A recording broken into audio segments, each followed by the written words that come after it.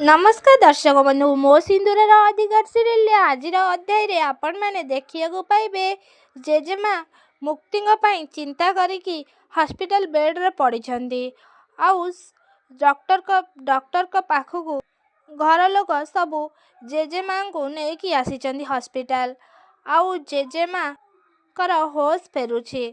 तबरे रिद्धि कहउचंदी जेजेबापा देख जेजेमा होश फेरी आसला एबे सब किछि ठीक हे जिवो।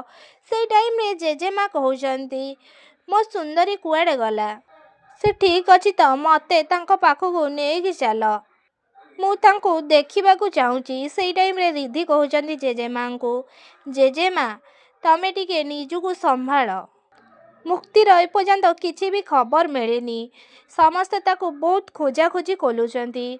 तमे जेजेमा जमारू भी व्यस्त हुअनी नहेले तम देह आहुरी अधिक खराब हो मुक्ति मिली जीव। जेजेमा तमे जमारू भी चिंता करनी तमे टिके एबे रेस्ट कर। से टाइम रे जेजेमा कहउचंती नाई मु जमारू भी चुप है कि बसी पारिमिनी जेपर्यंत मो सुंदरी मो पाखकू न फेरीची।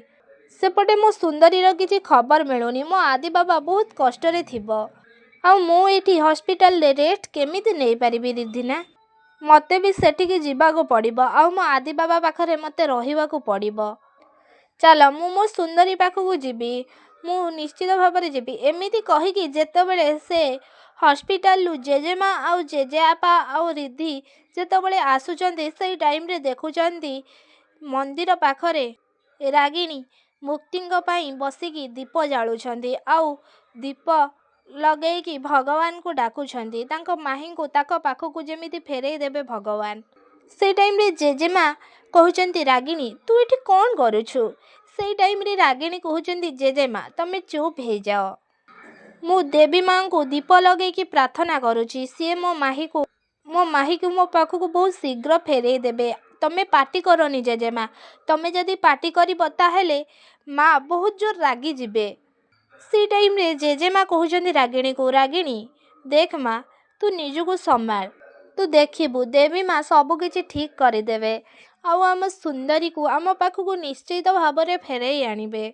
तबरे जेजेमा माँ देवी माँ को कहउचंती तमे एमिति एते बड़ अन्याय केमिति करि पाइलो सुंदरी सहित मोर तमे आम सुंदरी को आम पाखकू फेरई दियो काहेकि आमर एते बड़ परीक्षा नउच देवी माँ मो आदि बाबा जीवन रे तमे काहेकि एते कष्ट भरी दउछ।